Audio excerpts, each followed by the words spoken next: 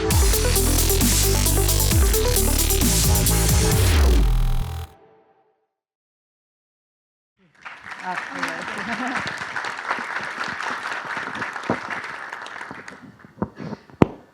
good morning. I wasn't out last night. I'm not a late night person, unfortunately, so things that start at 9 o'clock are a bit late for me. So I've been talking about CSS Grid Layout for about 4 years. I've been going around conferences talking about this upcoming spec to the point at which I think people started to believe this was some kind of CSS vaporware. Something we sort of dreamed up and that was never actually going to land in browsers. And then a couple of months ago, this happened. CSS Grid landed in all of these browsers pretty much simultaneously, which is pretty unheard of. This hasn't happened before. Normally with CSS, things kind of creep out into one browser or another slowly, and we're frustrated because we can't use it because it's only in Chrome or it's only in Firefox. But it landed pretty much at the same time in all of these browsers. And Edge have explained that they're going to update their implementation too. In fact, I know they're currently working on it. I saw a blog post the other day with someone saying they'd seen preview builds.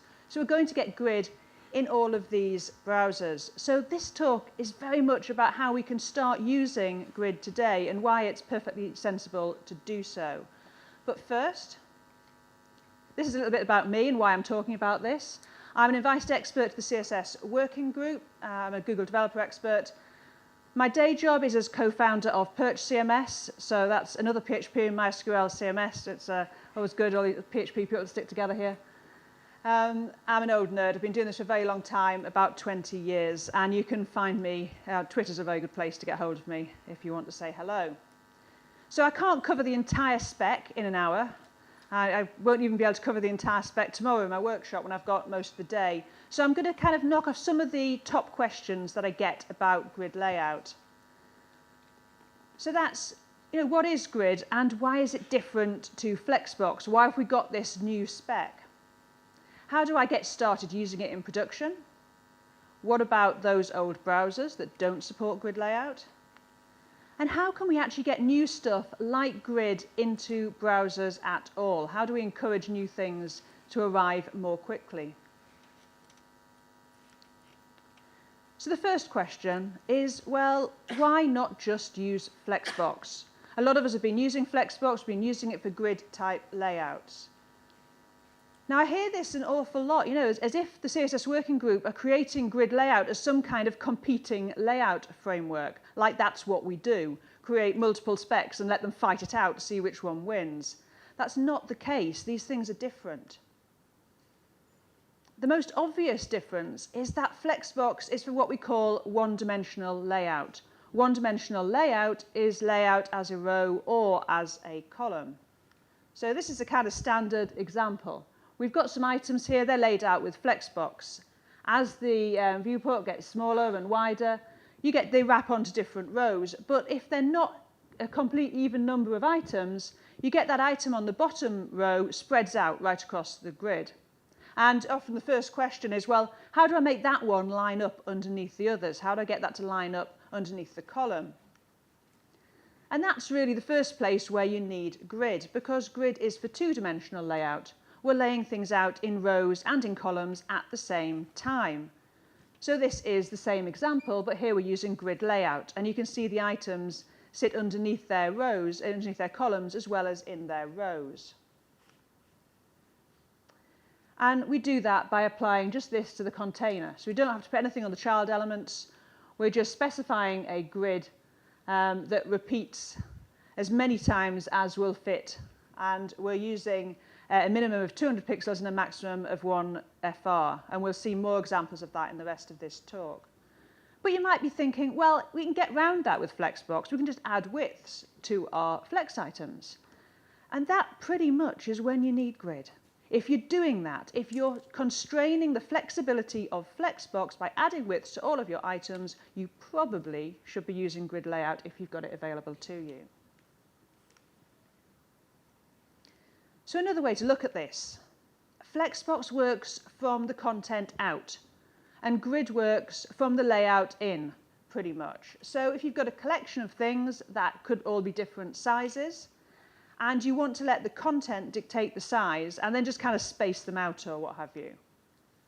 So like these recipe ingredients here, the space between them is the same, the content is different sizes. That's a pretty good Flexbox use case. You've got one row there, you just want to space those things out. Perhaps you want some of those to grow bigger than the other things, and again, you kind of want the content to take priority, but just sort of space them out in proportion. Again, that's a pretty good Flexbox use case. The space left over there is distributed according to the flex factor that you've given for flex grow. So in those cases, we're working from the content and we're working out. We're letting the content do an awful lot of the decision about how big the thing should be. So grid works from the container in. So with grid, you say, here is my grid, here's my stuff fit into the grid, which is the other way of working. So here I'm creating a 3-column track grid. I'm using that FR unit, which represents a fraction of the available space in the grid container.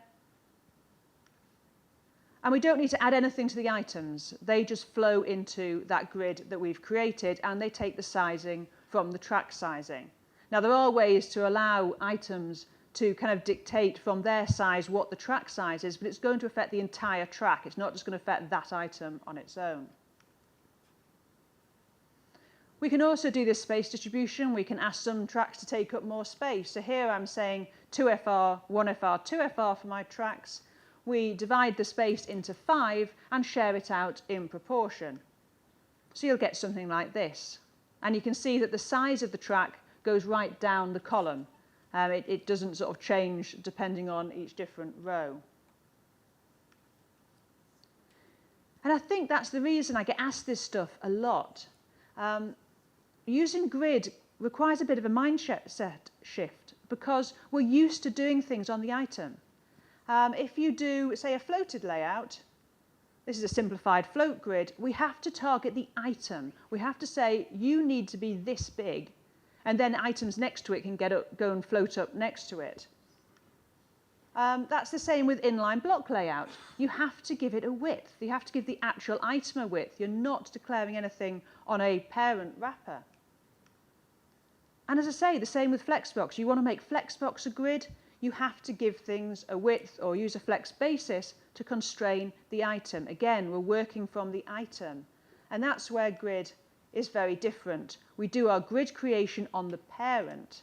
And the only other layout method we have that does anything anywhere similar is multi-column layout, which hardly anyone uses.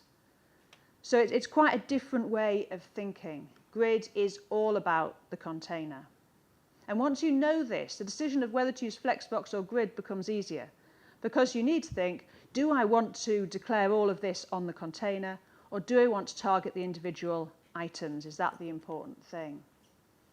Now that is just the start, because grid does a bunch of stuff that Flexbox doesn't, because it can work from the container. We've got things like being able to layer items. 2 items could end up in the same grid cell.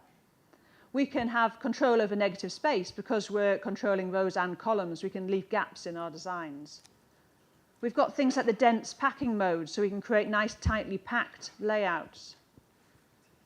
And there's this final thing. Grid lets you name lines. It lets you name areas. And it's here I'd like to sort of dig in a little bit. And this is really based on, if you were in Vitaly's talk on the first day of this conference, he showed an example. And it really kind of highlights this ability to name parts of the grid. So I added some slides. I wanted to kind of dig into that example a little bit and share that with you.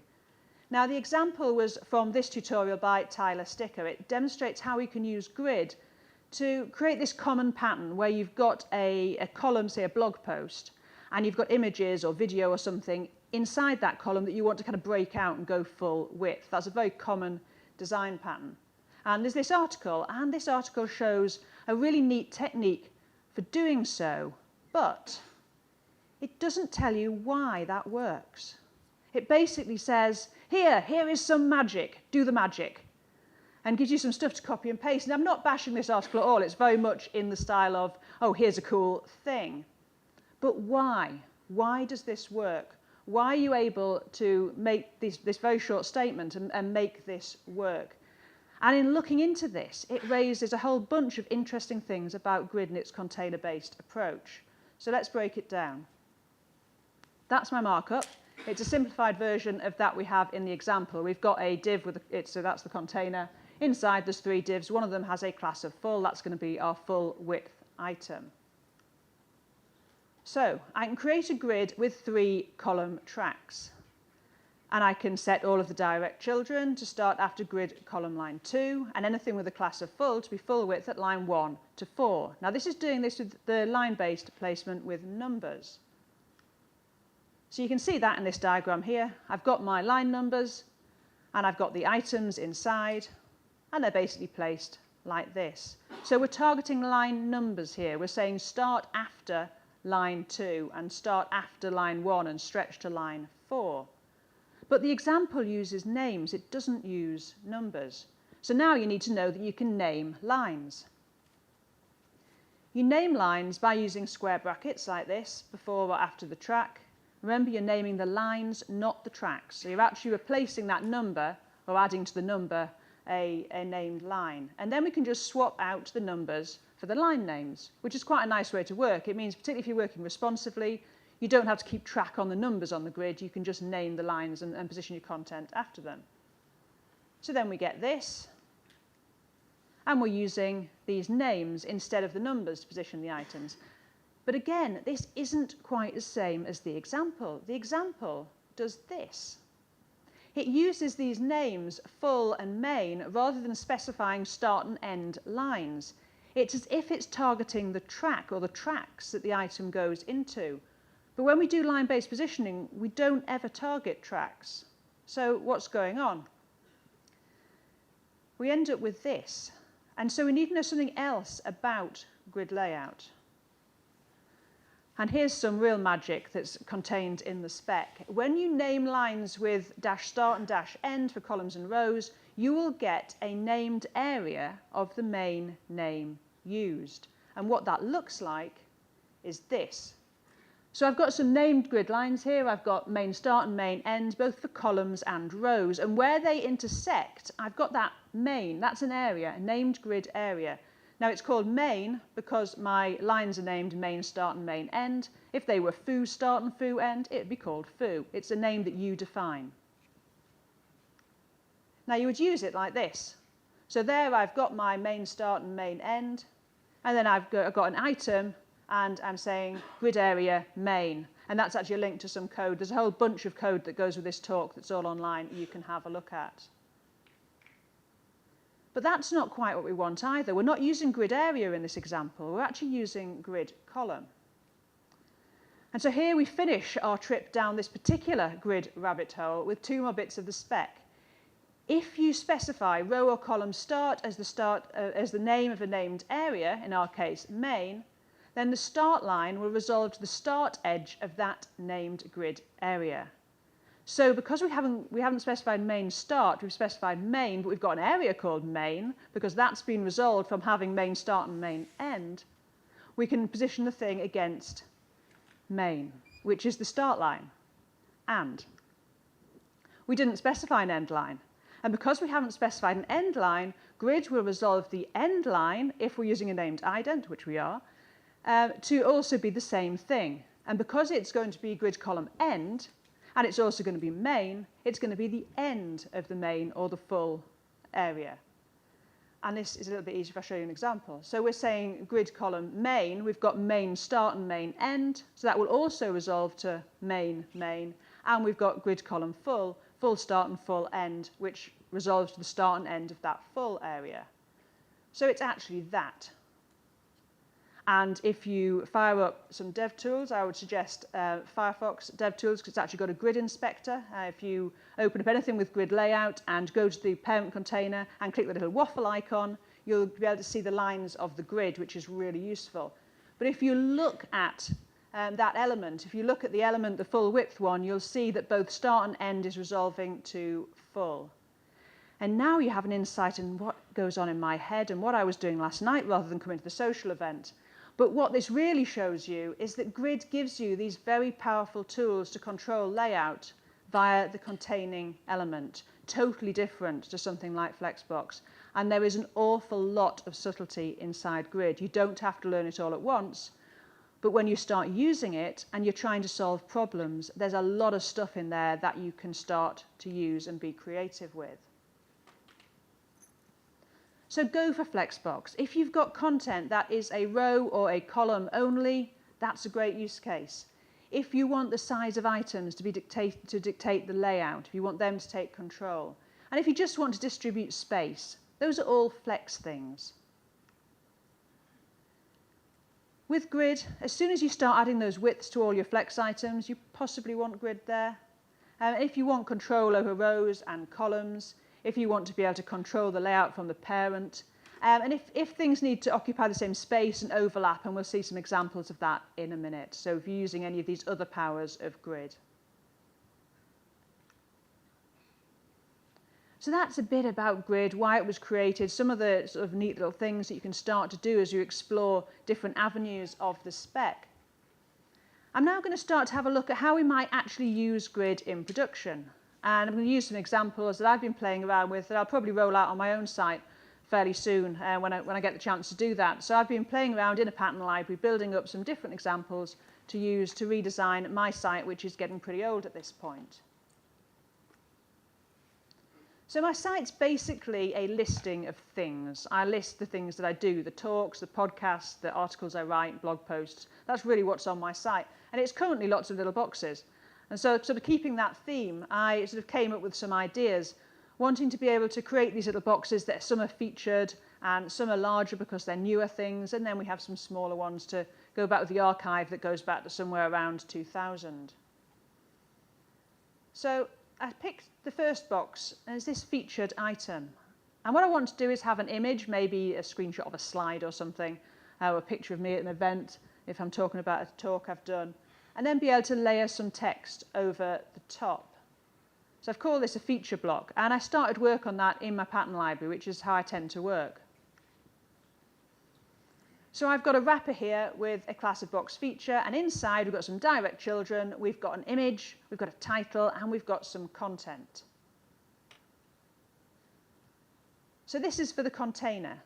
I'm going to use Grid, so I turn on Grid with display Grid, and now all of the direct children are Grid items. Just like with Flexbox, we say display Flex, all the items become Flex items and start behaving as Flex items. The same with Grid. Grid gap creates a gap between the tracks, and then we can define some column tracks with Grid template columns. So I'm saying here, repeat 6 times 1FR. So I'm going to get a pattern of 6 1FR tracks, which means that they'll all be equal space shared out. So this FR unit defines a fraction of the available space in the Grid container. It's a bit like using flex spaces and flex grow in Flexbox, where you can share out space according to what's left, but we're working from the container rather than doing it on the items. So we get these 6 equal width tracks, and they end up like this. Now the lines you can see on this example are from the Firefox Grid Inspector. Grid itself doesn't put any lines or anything on your design. But it's pretty helpful to be able to see what's happening here. You can see that the items have stuck themselves into the first 3 tracks of the grid, which is what will happen. If you declare a grid and you've got some child items, then Grid will try not to cause any overlaps, and it'll just use this auto placement to put the items into each cell that you've created. So I'd like to position my items. And I'm using this line-based positioning that we saw a little bit of earlier to stretch the image right over the grid area from column line 1 to line -1. -1 is the end of the grid. In a left to right language, that'll be on the right. You'd switch that round if you're using a right to left language. And then I'm putting that in from row line 1 to 4. And these grid column and grid row properties are shorthands for grid column start and grid column end, and grid row start and grid row end. Now, as I mentioned, if you're using numerical lines, then they're going to respect writing mode. That's worth remembering if you ever work in multiple languages and you work in languages that are in different directions. All of our new CSS specifications care about the writing mode of the document, which is where actually a lot of the sort of apparent complexity lies. We've stopped positioning everything from the left. we're aware that the world has people that write in different ways, and the new specs all account for that. Something else I'm doing is I'm using both the explicit grid and the implicit grid here. Now, when we talk about the explicit grid, we're talking about the grid that you create with grid template columns and grid template rows. So for columns, I've created a grid. I've got an explicit grid. For rows, I'm just allowing those row tracks to be created as they are needed. And grid will create them because I position something into a track that isn't there, so it will just create the tracks. Or if you're using auto placement and grid is just placing the items in, as items go in, it will create extra tracks. And so you can see that image now stretched over the grid, and that's again using the Firefox Grid Inspector. You can see very clearly the different tracks on that grid, and you can see that the text has now gone after the image because we've not positioned the text yet, so it's just gone and found an empty cell to sit in. In general, grid won't overlap things unless you ask it to. So I then position that content, and this is where I say, we can use overlaps because you can position things into the same cells. I'm just using line-based positioning, and I'm placing them where I want to have them on that grid, which gives me this. And you can see how that second auto-generated track there is growing to contain the content that goes into it. So what we can see here is that we can layer up our items. We can layer them on the grid. As you'd expect, really, things that come last in the source order will end up on top, just like in everything else in CSS. You can use Z-index just like you do with absolute positioning in order to switch the order in which things appear. So in which order they're sort of painted, you can play around with the Z-index to sort that out.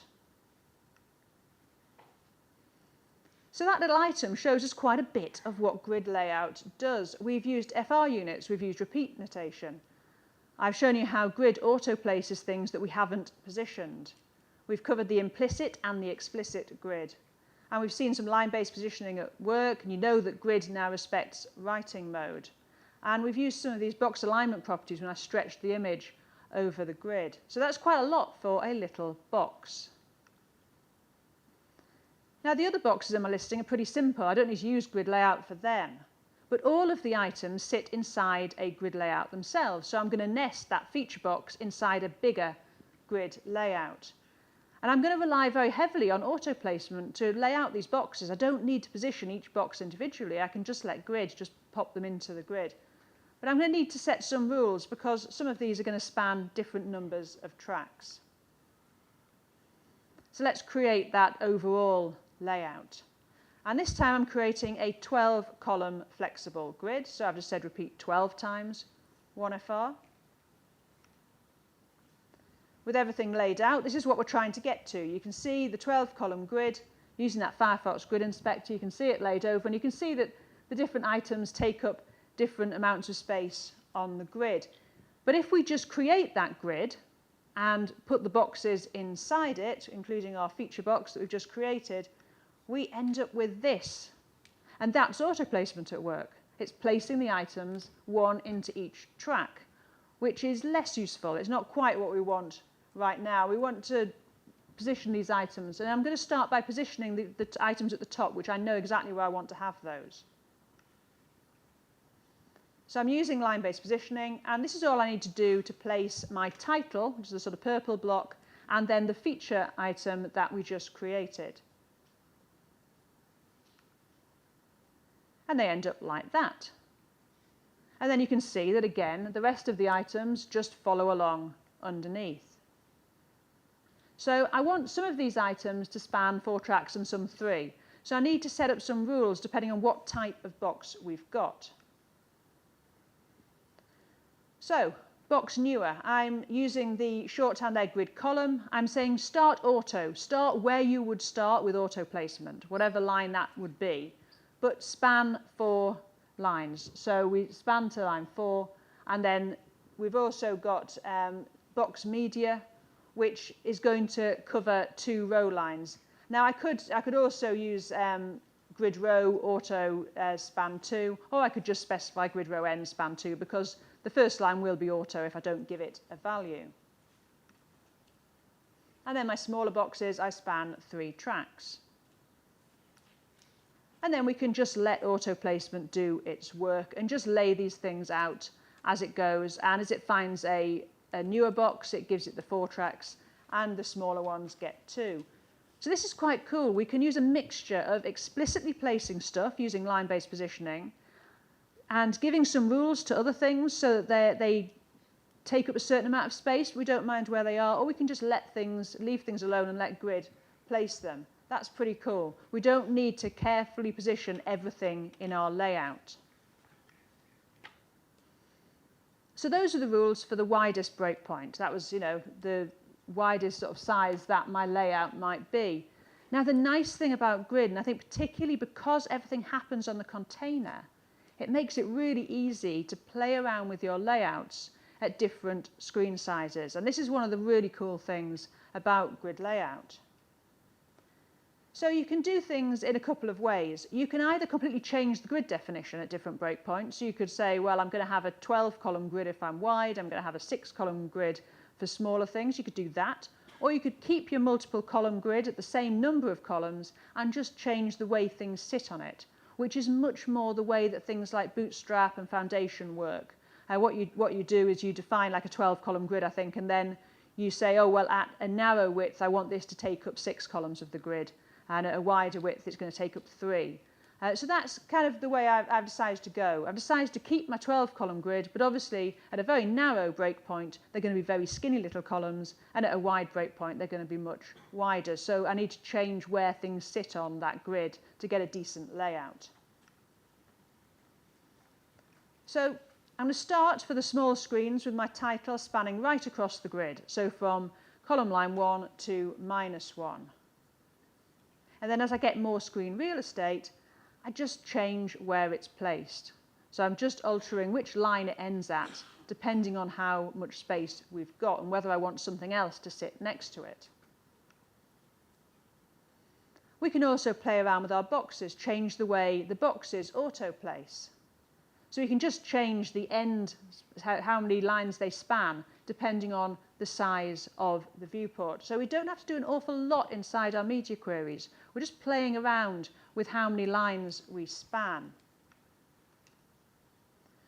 So you can see this here. I've got the 12-column grid in both cases, but the boxes span different numbers of lines. And again, I've got the Firefox Grid Inspector there so that we can see exactly where things sit. Yeah, I would, even if you don't normally use Firefox DevTools, I really would get a copy of Firefox downloaded. And there's some newer stuff used nightly. They're working on the DevTools at the moment, and they're adding things like being able to see the named lines and so on. So it's really worth grabbing a copy of Firefox Nightly if you're using this for inspecting Grid, because then you'll get all the new stuff as it appears. So that's pretty cool. That's, it's all really easy. You don't have to do a lot to use Grid Layout to lay out this kind of stuff. But what about the old browsers? I actually saw this. I was in a field. I was doing a triathlon. I was locking my bike up on a fence. And I turned round, and there's this grass roller, old IE. It's like I'm trolled, even when I'm out in the real world. There's things following me around. I don't know. But anyway, I love this photo. It's going to end up in an awful lot of talks. But, we know about old browsers, and the reality of old browsers isn't going to go away. I mentioned at the top of this talk, I'm an old nerd. I was doing CSS for layout back in the days of Netscape 4. Anyone else? Hey, there's my people. We can cry into a pint later. But it's not going to go away. We're never going to get to a point where things appear in CSS and then, bam, they're in all browsers. That's just not going to happen. So, we need to figure out how best to cope with old browsers. And the thing is that modern CSS specs, like Grid, define exactly how they deal with you using a legacy method. So you can do an awful lot just by using the way the spec defines its interactions with older stuff. So, all defined in the spec. Once a parent element becomes a grid container, and therefore the children become grid items, lots of these things happen. So floats lose their float behavior. Vertical align has no effect. Flex items just become grid items. Display block and inline block become grid items. Items set to display table stop creating anonymous boxes. I'll show you a few examples of these. But what this means is you do not need to build two layouts. And it really does make sense to start using Grid on new sites right now. If you are building a site today, then you're going to find you've got pretty high Grid support by the time it ships, because this is one of my sites. Now, granted, this is the Perch website, obviously, so we target web designers and developers who buy our software. So we obviously have a much higher level of Grid support than most people, but it shows how quickly Grid in 2 months has got into browsers. I mentioned this stat on Twitter, and people started sending me details from their own stats, and their stats were a lot more normal websites, pretty UK based, just because of the time zone that I was in when I was tweeting about this. But people were saying, yeah, I've got 60 to 70%. That was a pretty standard reply. Now, for something that's only been in browsers for a couple of months, 60 to 70% support is pretty good. So you absolutely can start using this, maybe not for your full layout, but for enhancements and to do some of the stuff that Grid is really good at. It's certainly not something to think, oh, I can't use this for years. So let's see how we'll actually do that and still create layout for people who don't have support.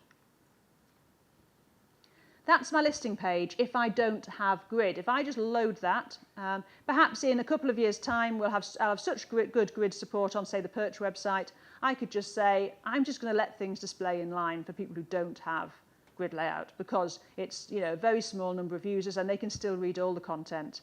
I'm just going to let them have basically the mobile view, perhaps. That might be a valid choice. It's probably not a valid choice right now. So that listing is pretty easy to create fallback layouts for. We just need to pick an alternative way to display our boxes. So in this case, I'm going to use Flex Layout. So Flex items become Grid items if Grid is supported. One thing I'm going to need to do, though, I've added a margin for Flex items if I don't have Grid layout, because we don't have anything like Grid Gap in Flexbox yet. It is actually added as an issue that we may well introduce something like Grid Gap, so Flex Gap probably, into Flexbox. But we don't have that at the moment, so I'm having to use margins. I want to remove that if I have Grid support. And here we use something else which is defined in CSS. Feature queries. Feature queries are going to be your new best friend in negotiating how to use new CSS. And feature queries have really good support. There isn't a browser supporting Grid layout that doesn't support feature queries. And in fact, anything new that appears in CSS from this time forward, you can use feature queries to find out if you have support for it. And it doesn't matter about IE, because what we do with feature queries is we say, we do our old thing, and then we say, have you got shiny new thing? And if the browser says, yes, I have, then you write the CSS for the shiny new thing, and you overwrite stuff if you need to for the old thing. And old browsers that don't support feature queries won't read anything inside the feature query, so there's no problem. It's a really nice, safe way of doing new stuff and not ending up breaking things for old stuff. So, as I mentioned, we don't need to remove the flex properties. They're just going to be ignored if we have Grid support. What I want to do is I just want to set that margin to 0, and I do that inside the feature query. It looks a bit like a media query. I just say at supports, and then we say display grid. You need to use property and value inside your feature query, and you can use it to detect things like prefixed versions of stuff. If you want to stop something using a prefixed version of something, you can do that. And then inside that, we just do any CSS. It's just like using a media query, but instead of checking for screen size, we're checking for support of something. So I end up with this layout. And I could leave it like that, but a final thing I want to do is maybe I'll make the title and feature box have similar proportions to the way they work in the Grid layout. And I can do that by just giving the box a larger flex basis. And so I end up with this. Now we could go a bit further with this. We could, for instance, with our feature box, we could mess about with that and maybe use absolute positioning as a fallback to sort of pull the items up over the image. It's never going to be quite as neat as it is in Grid layout, because you're sort of using absolute positioning and stuff is always a bit messy. You might want to actually create a slightly different layout with the feature box when you're dealing with a non-grid supporting browser. It really depends how far you want to play around with these fallbacks. But the point is you don't have to do a lot. And as time goes on and fewer people are going to see the non-grid version, then really it's going to be a case of keeping it so it's readable, using progressive enhancement in that way so that everybody gets an experience tailored to the device that they're using, but we can still do really cool new stuff for people with newer browsers and devices. So here's a quick guide to how we use these fallbacks. So as I mentioned, float and clear have no effect on a grid item. If we have an item, we float it left, for instance, as soon as it becomes a grid item, as soon as its parent has display grid, then it's going to have no effect anymore. And you can just ignore that. You don't need to sort of set things to float none or anything like that. And the same with inline block. I think a lot of people are using inline block as a way to do kind of grids for older browsers. If you say display inline block, and then that item becomes a grid item, then it stops being an inline block item. And then any of the things that apply to inline block, things like the fact that they respect white space and so on, that will stop applying. You shouldn't have any problems with that. Display table, that's an interesting one, because this does a very odd thing. Is anyone using display table much yeah, cool. I think it's fairly well-known technique. So basically, if you've not come across this, you're using the table properties, the way that tables are laid out. You can apply those to other bits of CSS, and you can turn things into table cells. What happens if you say to an item, display table cell, is you get these, what we call anonymous boxes. Because a table cell in a table does not live on its own. It has a row around it, and it has a table around it. And so what will happen is we get these anonymous boxes, which are essentially those elements. You can't target them, but they're there. This happens after the thing has been turned into grid. And so once it realizes it's been turned into grid, it won't create the anonymous boxes. So you won't end up with any sort of weirdness in the browser because of bits left around from table display. And that's all defined in the spec, that we don't create those anonymous boxes once a thing that was table cell becomes a grid item. So using display table can actually be a really nice way of creating some fallbacks if you've got to support very old browsers. If you're talking about, really older IEs and things, that's something I've done myself as a fallback for Flex as well. And the thing that we use with display table and also inline block is the fact that it supports the vertical align property, which allows you to do alignment, sort of old style center this item techniques. You often use display table and an alignment. Vertical align is ignored once you are a flex or a grid item, and therefore you can use the box alignment properties, which are implemented in Flex and Grid, to do your nice proper alignment, and you can fall back and give something vertical align in really old browsers, which gives you, some capability for sort of having some level of support for your design in those old browsers. People tend not to use multi-column layout very much, I think because it's sort of described as newspaper-like layout, laying your stuff out in columns, which, well, nobody wants to read on the web, going down one column and back up to the top again. That's not really a very useful way to work. But multi-column layout is the only other thing which acts on the container and lays out items. If you've got listings of little boxes, you could use multi-col, might be quite a nice way to do a grid fallback, because you very easily can just use multi-column layout, lay that stuff out as columns, and then switch to grid layout, at which point all of the multi-column properties will be ignored. And of course, flex layout, we've already looked at an example of overriding that flex layout. As soon as flex items become grid items, then all the flex stuff is ignored. So you can do all of this stuff without needing to bring feature queries in at all. Just make sure you take advantage of the cascade, do your old stuff first, do your grid stuff after. You need a little bit of organisation about how you're going to do that. But as long as you're sort of fairly careful, you can do that. You don't need to use feature queries at all. What you will find in practice is that inside your feature queries, you are mostly overriding widths and overriding things like margins to account for the fact that you don't have gaps in old layout methods. So like this, here we've got something floated, and obviously to make a grid with floated items, we have to give them widths. Now, as soon as that item becomes a grid item, the 33.33% is going to become 33% of the width of the track that it's sat in. So you're going to end up with it kind of squashed at one side, which isn't what you want. So inside the feature query, we're basically just setting that width back to auto.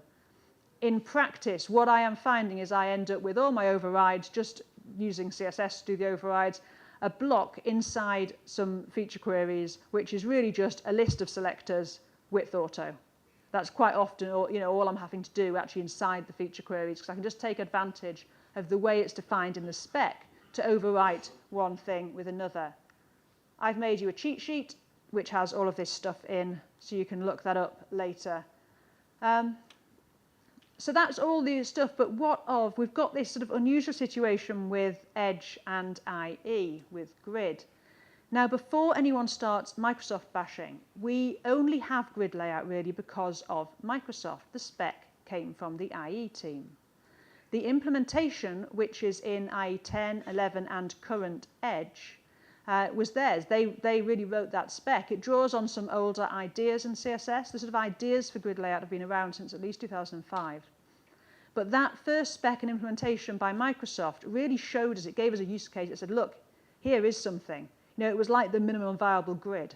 We had something that we could play with. It allowed me to see it, and I started talking about it because I saw this in IE 10 and thought, yeah, this is what we want. So we wouldn't have it at all if it wasn't for IE 10 and for that implementation, that team that wrote that.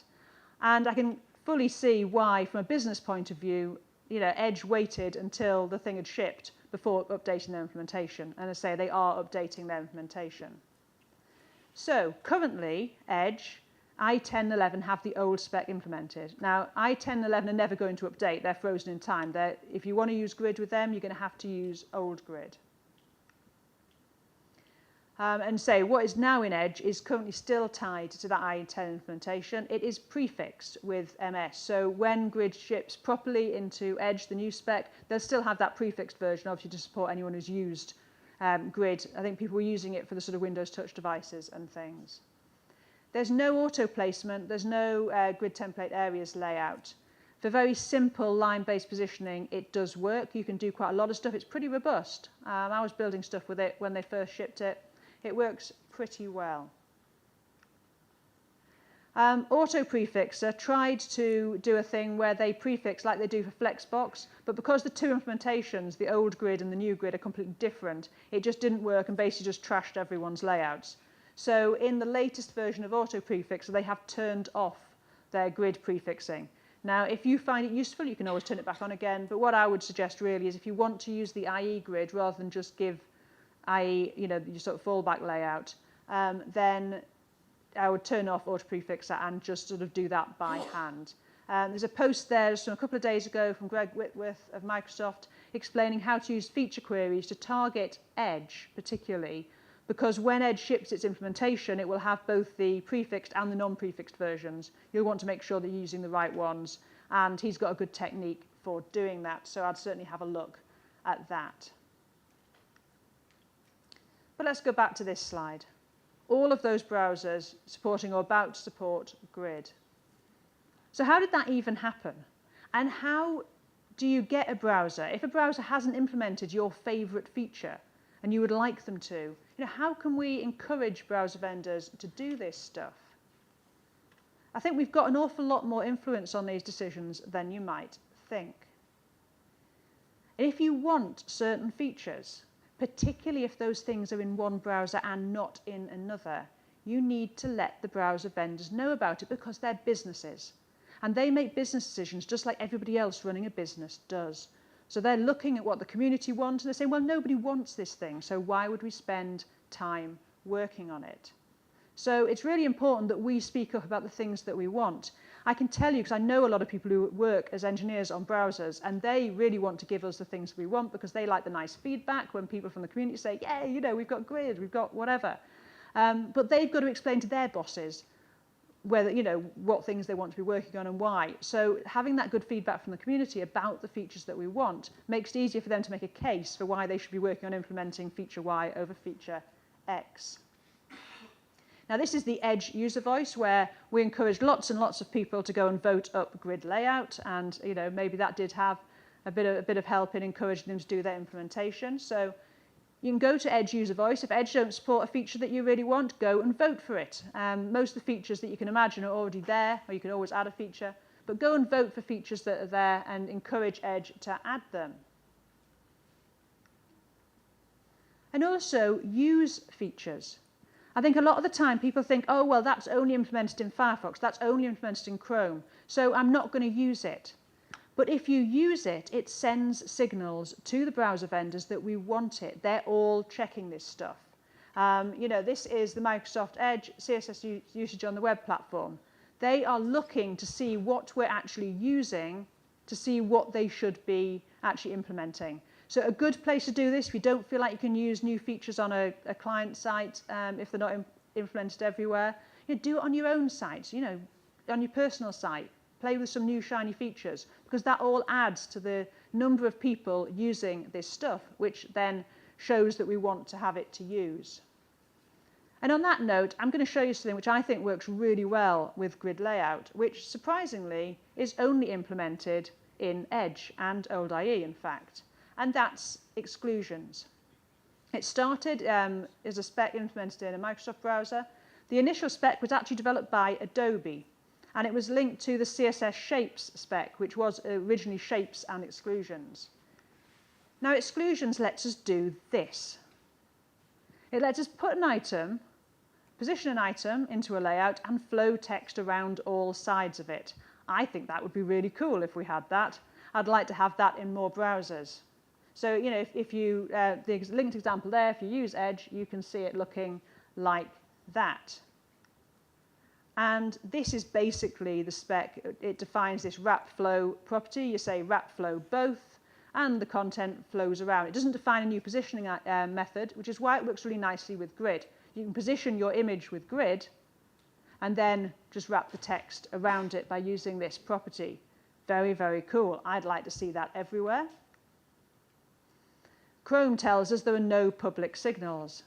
And you see, I wander around standing on stages talking about this stuff, so I'm like, can we make some public signals? Can we let them know that we'd like this? Because I think this would be pretty cool. So it's this sort of stuff. They're looking, they're wanting to know whether we want stuff. If you think this is cool, write about it. Say, hey, I saw this. Why don't we have this? Go and vote it up in places. Tell your friends, the ones that are web developers anyway. The others would think you're a bit odd. So that's a pet feature of mine. But there are many, many things in CSS. CSS is huge these days, and new things have been developed all the time in the working group. If you spot stuff and think, hey, I wish we had that, talk about it. Write about it, write blog posts about it, because that's how we get things, into browsers. And that was really why I started 4 years ago going around telling people about grid layout, because I did not want it to go away. I didn't want it to end up kind of like, hidden away somewhere as this kind of nice idea that the working group had got. I really wanted to see it out there. And, I hope in some small ways the bit of noise I managed to make about it has helped get it forward and get it actually into browsers. And it's not just with browsers that you can get involved. You can actually get involved with the working group and with the future of CSS and the features that we work on. When you start to work with grid, I bet you'll find things and say, why doesn't it do this? Or why doesn't it work in this particular way? Or why can't we have this feature? It seems like a logical leap. And if you find these things, we'd like to know about them. So this is an example. One of the things that people run into when they start working with grid is they want to know, well, why can't we add backgrounds and borders to grid cells? Well, you can't at the moment. It's just not part of the current spec. You have to have an element in there in order to target. And this has come up from people starting to work with grid.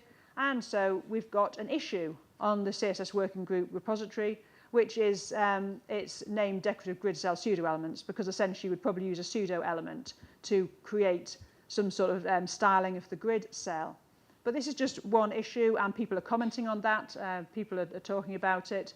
And it'll probably end up in level 2 of grid. We'll have some way of styling the actual grid cells without needing to put an element or use generated content to create an element to style inside the cell.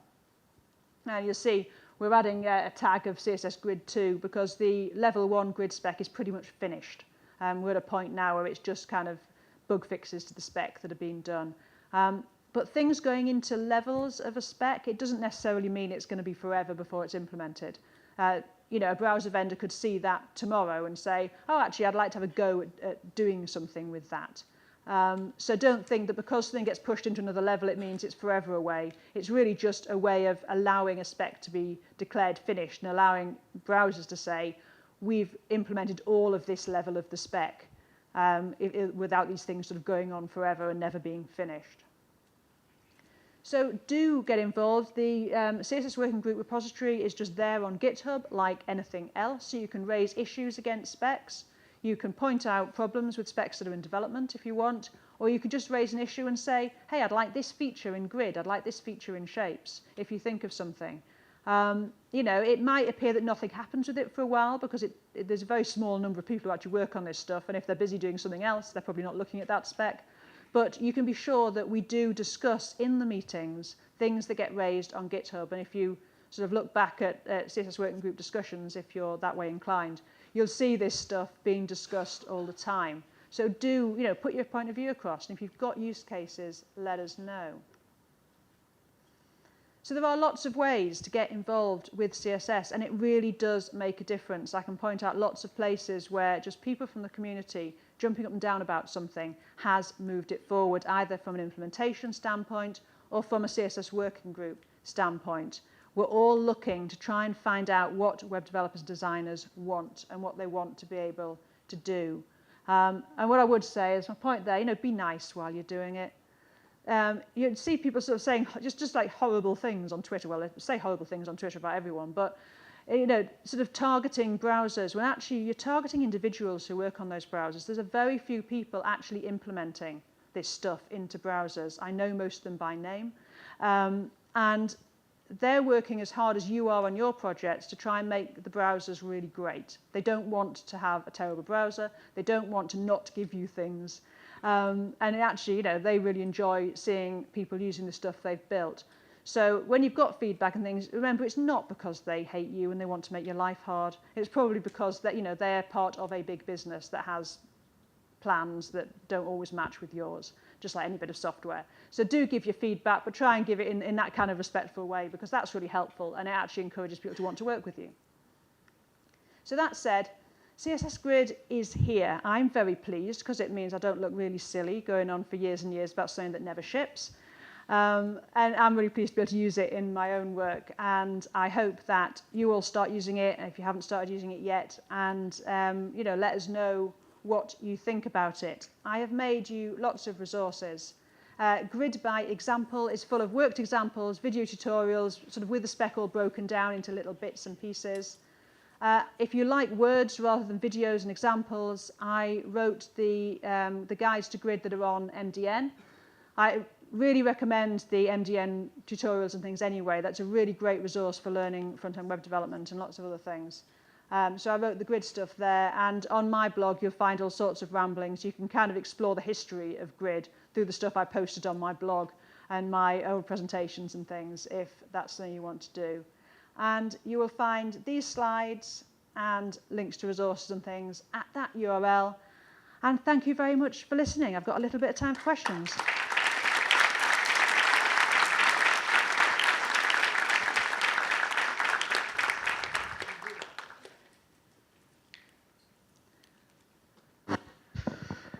Thank you for the presentation. I have a small remark and a question. Let's start with the remark. Lately, we had a few sites going to Cloudflare for minifying, etc. And we noticed that the minifying breaks at the add support rule. So the feature queries in this case wouldn't work. Mm-hmm. Do you know, because why it does that is that because it uses the W3C CSS validator, and that breaks at the add support rule. I don't work for Cloudflare, so I think probably you'd want to raise a bug with them to find out what's going on with that. Mm-hmm. I don't know. I would raise that with Cloudflare, though. Okay. Because if they're breaking something which is valid CSS, then they probably want to sort that out. Yeah, but it goes at the CSS validator of W3C. Well, as I say, the bug. you'd probably want to raise that with Cloudflare. That's Yeah. where I would start. And my question, is there already a possibility to make some kind of a masonry layout with grid, or is it in the timeline? There's an issue actually raised about this. Masonry is an interesting case in that it's a bit of a mixture of Flexbox and grid. It's not quite a strict grid. Grid creates strict grids. Mm-hmm. Masonry is not a strict grid. If you look at an actual masonry layout, it's not. It's a kind of a mixture of the two things. It's certainly something that someone potentially could develop using. It's quite a good use case for the Houdini project. But yes, I think it's something that we'd probably like to do. There's certainly an issue raised in the Do3C repository. I've got an Ask Me Anything where it's been raised there as well. So I know it's something that people want to do, and maybe it's something that we'll tackle.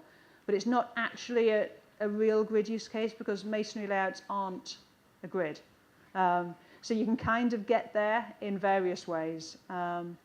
But yeah, it's something that I think would be nice to solve because it's obviously something that people want to do.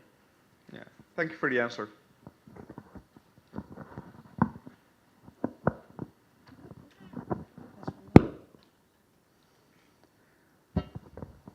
Great. Thanks for a fantastic presentation. Just a quick question. There was an issue yesterday that Leah raised with CSS variables and animations and how there were certain limitations. Are there other little quirks or limitations, particularly in respect to animations with grid that you're aware of, or any other little quirks or limitations that you might want to raise? Right, so the only things you can animate is CSS specifications define which bits can be animated. So for grids, that's the tracks and gaps can be animated. I think Firefox lets you animate the gaps at the moment, so there's no browser support really for doing this as yet. What you can't do, and what the other thing people would like to be able to do, is like slide something from one area of the grid to another. You can't do that because there's no in-between state. So what would that look like? So there's no way of actually sort of animating things around the grid, as it were. Maybe in the future, you know, it would be pretty cool. But yeah, so at the moment, the only thing that's defined to be animatable are the actual tracks and the gaps, which are essentially like a track. But you know, who knows in the future? I mean, if it's something that people think would be great to do, then keep on raising it, because that's the only way that these things get discussed, really.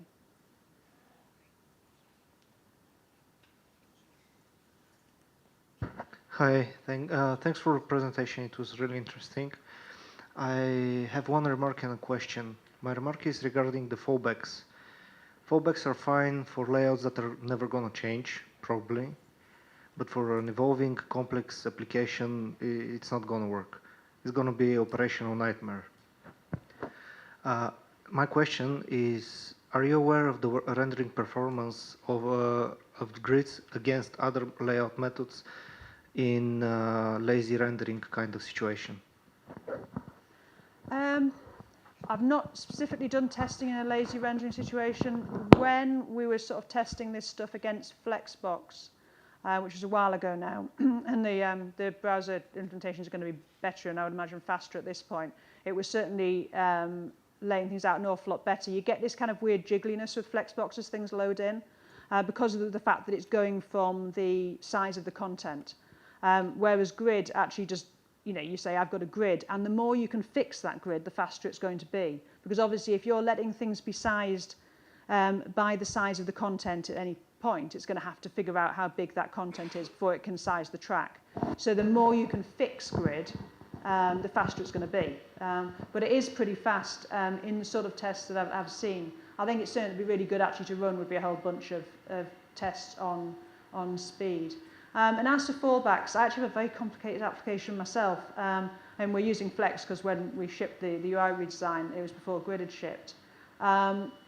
If you have a very good sort of approach to how you sort of create your components, working kind of component first can solve an awful lot of problems in terms of doing fallbacks, because if you can keep your fallbacks in with the component, then you can do an awful lot to sort of, you know, limit the changes to that component rather than sort of having sort of spread all the way through your CSS. It does require a strictness of working, and if that doesn't work for you, that doesn't work for you.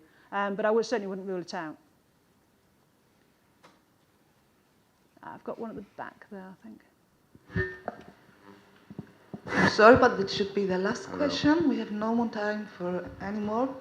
The rest, maybe we could ask them later. Okay. My name is Sergio. Thank you for your presentation. I'm a big fan of Bootstrap grid system, and I would like to ask you, what are the pros and the cons of switching off to grid CSS? So in switching from something like Bootstrap, the thing, what all these frameworks do is they essentially, because of the way that everything else works, you end up with these kind of wrapper sort of rows, and then you have things positioned inside. You don't need those wrapper rows once you go to grid layout, because it's got its own rows. So I think really the difference is that you end up losing quite a bit of markup when you go to grid layout, because you don't need all those wrappers. I mean, you could map the sort of Bootstrap-like classes onto grid layout if you really wanted to, but really, I mean, grid layout itself is a layout framework built into CSS. So if you're sort of abstracting it via something else, are you gaining anything? I don't know, probably not. But that would be a possibility if you really wanted to work in a sort of Bootstrap-like way with grid. But you would want to remove those wrappers because grid works on direct children. So you don't want to have those extra row wrappers. They're just going to cause you a problem. Okay, thank you so much.